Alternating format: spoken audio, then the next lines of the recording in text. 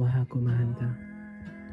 मेरा शत्रुहरू बलियो भए तापनि उहाँले मलाई विजय दिनुभयो। मेरो सारा बल हराएको बेलामा पनि उहाँले मलाई शक्तिशाली बनाउनु भयो। मेरो जोखिमको समयमा पनि उहाँले मलाई आहार दिनुभयो। उहाँले मलाई शान्त राज्यमा निकालेर ल्याउनु भयो र मेरो हातमा एउटा औँठी अनि एउटा नयाँ वस्त्र पहिराइदिनु भयो।